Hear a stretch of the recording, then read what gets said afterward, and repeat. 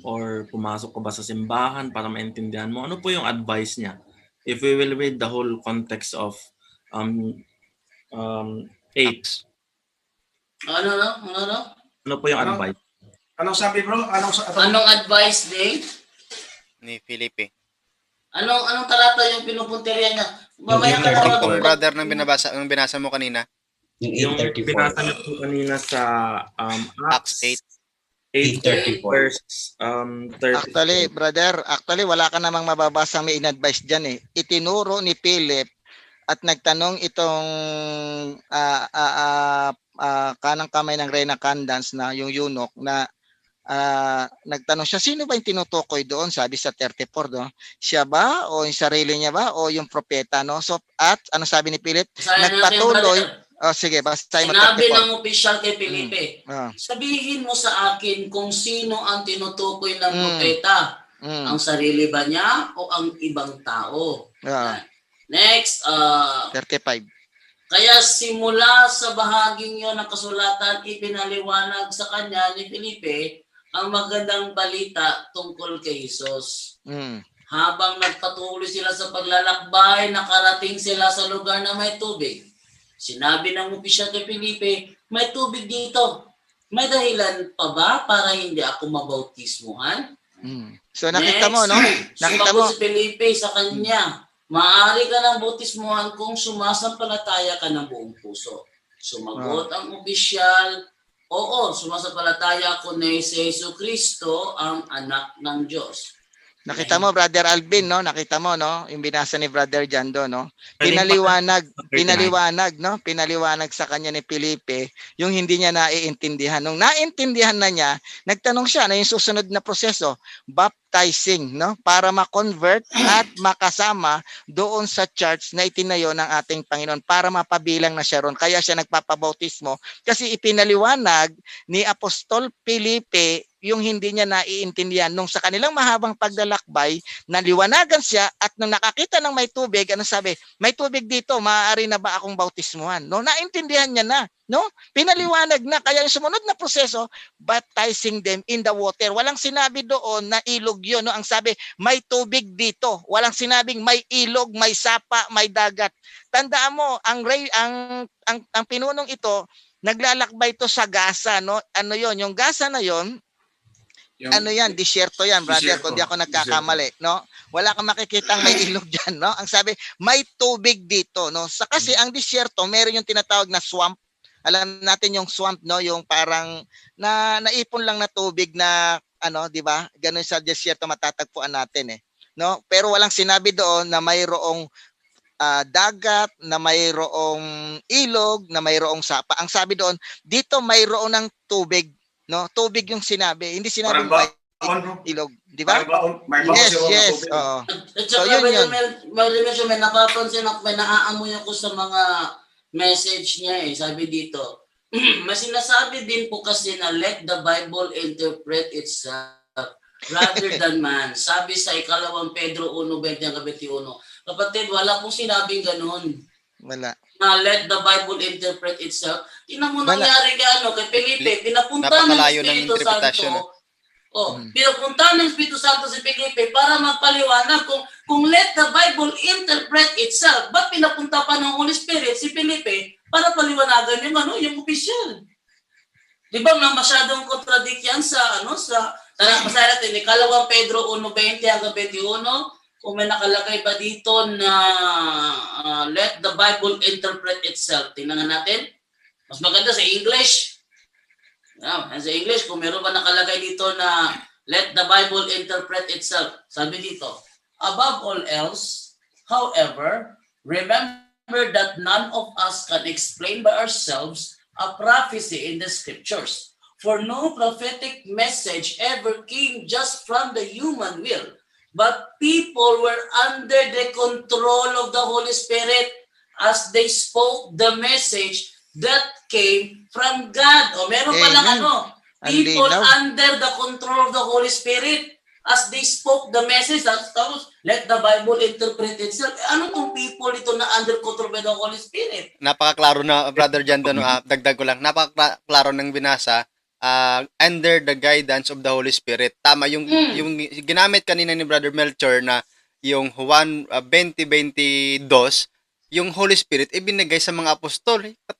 Tama talaga yung magisterium, yung magbibigay ng kahulugan ng nakasulat sa Biblia at hindi yung Biblia Amen. mismo. Amen. Kaya nga po Okay. madaming mga relihiyon na ngayon dahil nga ininterpret ng yun yung Self-interpretation. pagkakaintindi ko, Ay, Ang dami ano yan? relihiyon po, hindi lang po relihiyon, sekta, madami na din. Doon po sa situation po ng eunuch at saka ni Apostol Philip dito, 'di ba nabaptize siya? So I believe the same way nung nabaptize ang ating Panginoon, na-receive niya yung Holy Spirit. So Holy Spirit, it gives us understanding. Mm. Di po ba? So I believe lahat po ng mga binasa ni eunuch, no after niyang nabaptize, naintindihan niya na. Dahil nga, yun, nabaptize na po siya. Na-receive na po niya yung Holy Spirit, which is the promise of Jesus, which He ascended above in Bro. Correct ng konti. Correct ng konti. Konti lang, no? Naintindihan na ng eunuch nung pinaliwanag na ni Felipe, no? Bago pa siya bautisman. Bago siya bautismuhan. Oo, naintindihan na. Kaya nga sabi niya, ito may tubig na, no? Naintindihan niya na kasi. Kasi sumampalataya na siya, no? Sumampalataya na siya, naintindihan niya na, no? Correct ka lang namin, no? No? At Kaya hindi, nga at nakakita hindi siya rin ng ibig tubig. sabihin na hindi na kailangan yung simbahan dahil Oo. sa ay nabautismo na nakatanggap na ng Espiritu Santo. Hindi po ganon. Kailangan pa rin yung Holy Spirit. Paano tayo magiging guided ng Holy Spirit kung hindi natin kailangan yung Holy Spirit? At paano tayo makakasiguro na yung ating binabasa at inuunawa ay guided ng Holy Spirit kung hindi tayo nakabase sa magisterium, which is talaga yung authority sa pag-i-interpret ng Biblia. Parang ganito, Brother Romel Palma. May tinuturo si Soriano na pumasok lang daw si Kristo sa katawan sa katawang taong ipinaglilihi ni Maria nung iniluwal na yung bata. Yun ang magsabi. Inano namin yan. Confirm lang, Brother Gabriel Toledo. Confirm lang. Maaaring totoo po yan, Maaaring totoo po yan. Sabelius, aral ni Sabelius yun. Isang heres. Parang Sabelius preaching yun, hindi yung sa mga apostol. Hindi na yan yung naabutan kong aral, Brother John. Tagala siguro yun. Galing yung aral na yung brother kay Sabelius yun eh. Yun yung ni Sabelius. Isang dating clergy ng simbahan during that time ng mga si Sabelius, yun ang tinuturo niya. Kaya idineklara itong si Sabelius na heretic. Para lang Sabelius yun yun. Brother Gabriel, hindi ko alam kung naabutan mo ito, Kasi nangyari yung banggaan ni Padre Darwin at saka ni Eli Soriano nung sumagot si Padre Darwin doon sa paliwanag ni Bo Sanchez na the Almighty God, becomes a fetus. Sabi ni Soriano, masama, magbago ka, baguhin mo yan, turo mo yan. Kalain mo, si Kristo, papasok doon sa dinadaanan ng ihi ni Maria, ang dumi-dumi doon, sabi niya. Kasi Brother Jando, yung interpretation ni Soriano, pag Almighty, yung Diyos Ama lang yun. Hindi po Almighty ang Panginoong Kristo. So, for him, pero may sinipi siyang talata, Brother Gabriel, ito yung Hebreo 5. Hindi ko makalimutan yung explanation niya dito eh. Sabi dito, for this reason, when Christ was about to come into the world, He said, you do not want sacrifice and offerings, but you have prepared a body for me. Ito daw prepared, ibig sabihin, pumasok lang si Kristo sa katawan nung iniluwal na ni Maria ang katawang tao. Ibig sabihin, hindi talaga pumasok si Kristo doon sa sinapupunan ni Santa Maria nung ipinaglilihi pa niya yung katawang tao. Yun ang niya. So parang nangyari dito, parang possession. That is wrong, no? That is wrong, Brother Jando. Kasi doon sa time na conception kay Mama Mary, sinabi na ng Anghel Gabriel, ang nasa sinapupunan mo, tatawagin mong Jesus. Paano papasok yun nung nagkatawang tao na si Jesus? Sa sinapupunan pa lang, sinabi na ng Anghel Gabriel, no? Tatawagin mong Jesus, yung nasa sinapupunan niya. Yung sinabi ni San Pablo sa Galatia 4:4. Sabi dito ni San Pablo sa Galatia, basahin sa Tagalog, yung gusto na aso ko na ko eh.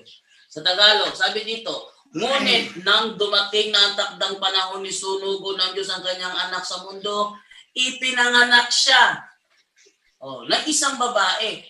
Kung hindi siya pumasok sa sinapupunan, paano nangyari na ipinanganak siya? Yung katawang tao na pala pinanganak. Tsaka yung sinabi ni Santa Elizabeth sa Lucas 1:43, sino ba ako upang dalawin ng ina ng aking Panginoon?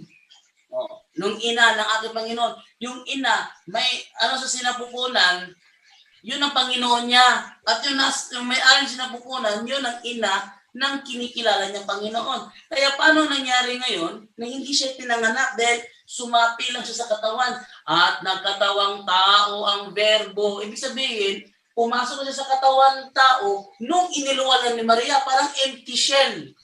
Iniluwan lang, sumanib yung verbo doon, kaya ayun si Jesus. Kaya nga malaki yung banggaan ni Padre dati at saka ni Soriano dahil doon sa... Bro, Jando, pakilatag mo nga yung Romans chapter 1:3 hanggang 4 ng The Living Bible para makita ni Brother Alvin. Romans chapter 1, verse 3 hanggang 4. Verse 3 hanggang 4. The Living Bible. Tapos pakibasa. It is the good news about His Son, Jesus Christ our Lord, who came as a human baby. Born into King David's royal family line.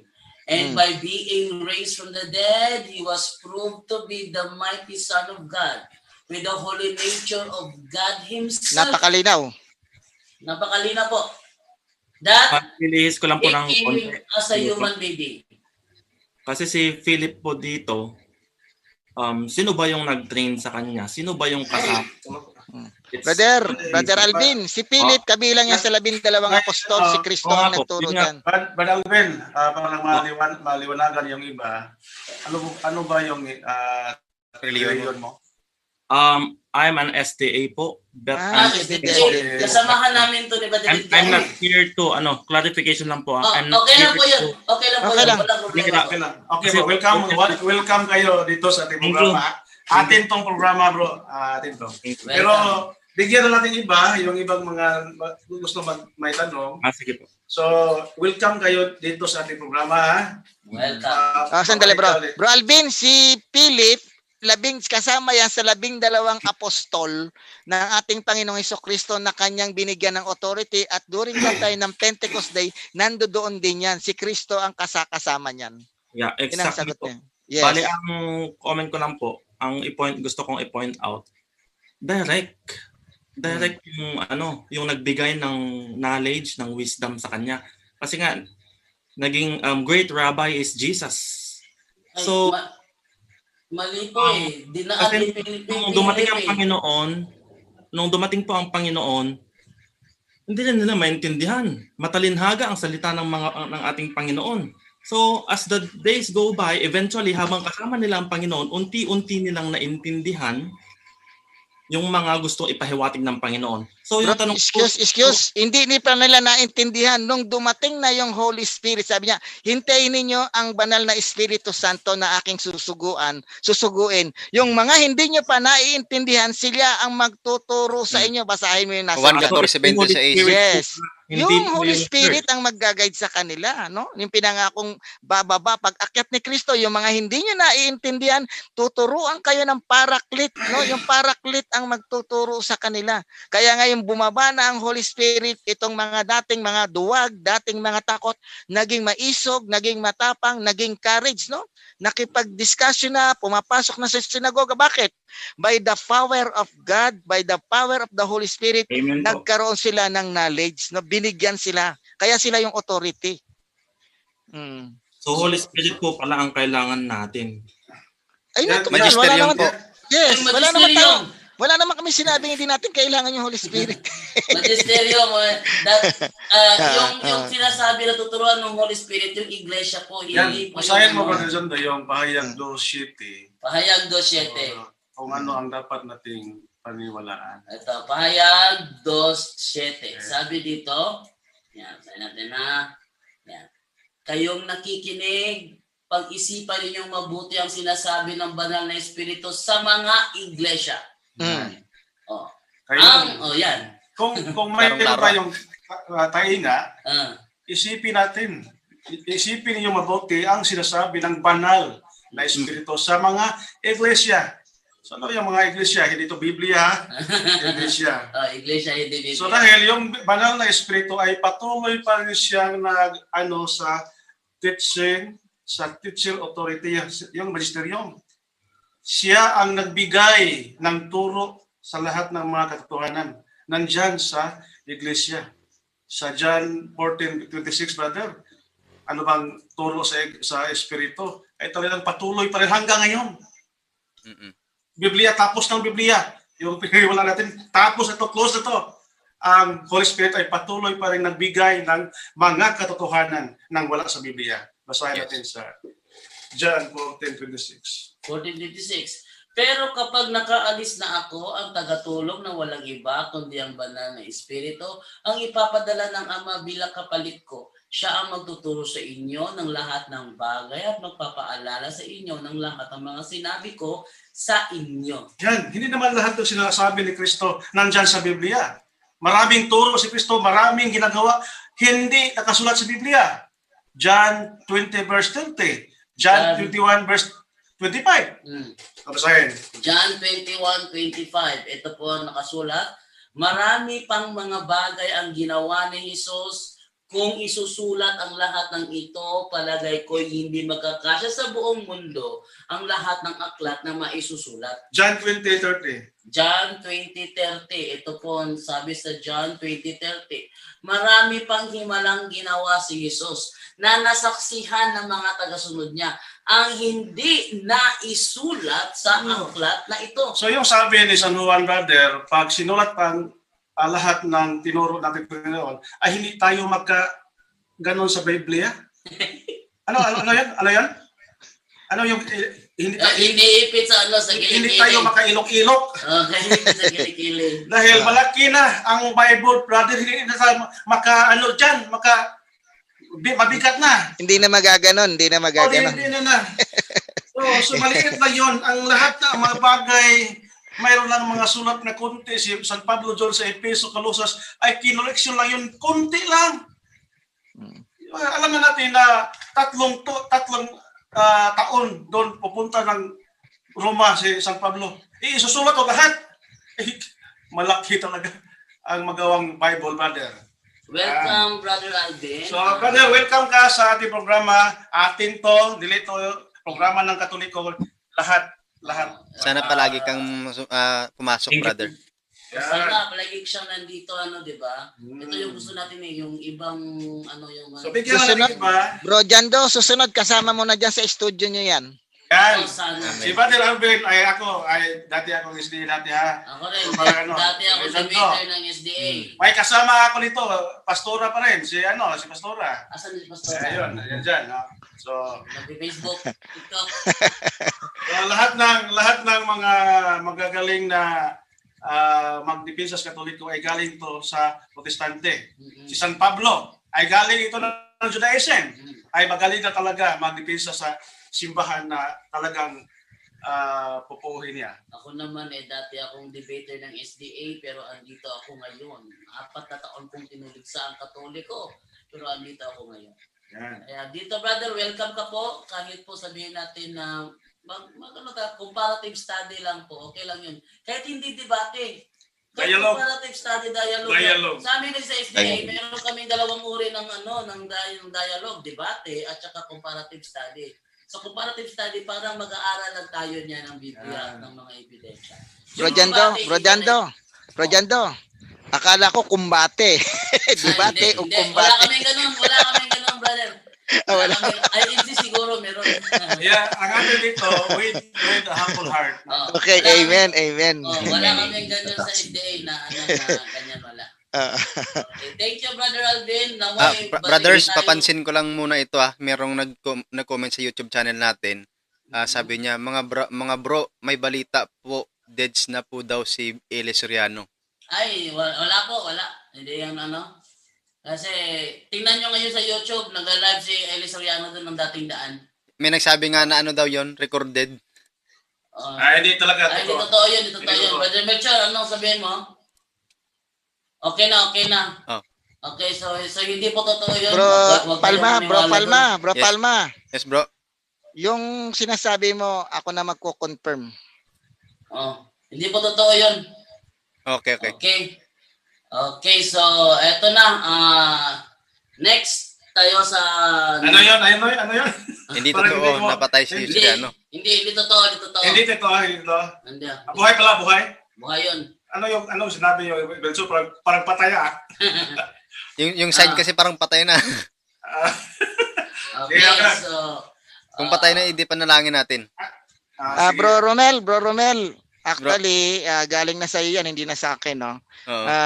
May nag-confirm yan kanina bago ako pumasok dito. Totoo Oo. yung sinasabi ni Brother Palma. Hindi ko na sasabihin kung sino. Totoo yung sinasabi ni Totoo Brother pala yun? Palma. I-pray lang natin, bro. Ay, Bago- nandiyan si Gabriel ay talagang hindi ko sinasabi dito kanina kasi sabi niya sa akin, bro, secret mo lang to, no? Nasa ibang bansa to. Nasa ibang bansa yung nagbigay sa akin. Sabi ko, wag kang mag-alala, isi-secret ko lang. Pero ni-reveal nitong Romel, ako na ang mag-prove na merong galing sa ibang bansa ang nag-PM sa akin. Talagang, ang sa akin naman, Brother Melchor, is hanggat walang official statement yung MCJ, hindi po ako tatanggap. At lalo na kung meron siyang live Bible study ngayon o live doctrinal exposition. Pre-recorded yun, brother. Pre-recorded. Pre-recorded? Yes. oo. Kaya itong ano ni Palma, ako na, no, dahil hindi naman sa akin galing, sabi niya sa akin, bro, itago mo to, no? Itago mo tong ibibigay ko sa iyo kasi alam niyo na kung nasan yung nagbigay sa akin ng info, nasa Brazil mismo, Yes. no? Oo. Dahil hindi galing sa akin, galing na kay Palma, ako na nag-check and demotion na yung sinasabi ni Palma, may katotohanan. So, noong 2014 ay sinabihan ako ng isang tao na patay na daw. Ngayon, pag pandemic na, Nagbanggaan pa sila ni Padre. sabi siya na, namamatay daw sa COVID. Bro, ito lang araw na to. Bro, Fake news yung This day lang, this day lang na to, brother. This day This day lang. yung This pinag-uusapan day. ngayon, brother. This Kahit day ako lang. may nakita kong post, pero... This day lang, this day. Hindi yung this day. Ngayon? This day. Opo, ngayon mismo. Hindi ko lang ni-reveal kasi nag-promise ako sa kanya, hindi ko i-reveal dito. Pero Bakit na-reveal mo dyan? i-reveal ni Palma, si Palma yung source, ako na lang yung nag-guarantee. Hindi mo sa Basta ako. Maghintay na lang po tayo ng Maghintay ako ng ano. Pero kung Hintayin ano natin. man, ipagpanalangin na lang po natin. Basta Kasi kahit ako din po, hindi ko yun nakakita na ako sa timeline ko. So, Itong araw lang na to, natin na to, nag-text sa akin, ito babasahin ko Ay, wag lang kayong maniwala dyan dahil tayo, basta ako. mayroon tayong kaso dyan. Ako naman, matagal na Hintay lang panahon tayong akong official. nanonood ng ito yung second demotion ko, yung kay Palma na sinasabi niya sa akin. Sabi niya sa akin dito, huwag daw pong ipagsabi flesh, sabi niya sa akin. So, wala tayong katibayan dyan. Huwag daw ipagsabi flesh, sabi nung sa akin. Yung kay Palma, no, huwag ipagsabi, no, iyak ng iyak. Sabi niya nga, huwag daw po ipagsabi, praying for his soul. Please, huwag po ipagsabi. Sabi, no, please, huwag pong ipagsabi. Ipag-pray na lang natin ang kanyang soul. Yun ang nag-ano sa akin. So, may nagtanong ba sa atin ngayon? Wag na natin ipagsabihan, close book na yan. Close book yan. Hindi mo na ako magkakagat dyan. Kasi kahit pa paano idol ko si Soriano, Wag daw ipagsabi, close the book na yan, Palma. Hindi ko muna tatanggapin yan. Hintay ko muna kung ano yung hintay ko muna kung official statement nila. Okay? Okay, no, Palma, close the book yan, ha? Sa akin din, may nag-inform yan, pero close the book natin yan. Brad Romel. Nag-comment na kasi sa sa YouTube ko . Nagtanong din ako kung ano totoo yun. Ano tayo dyan muna? Okay, so... To make his message known is our response.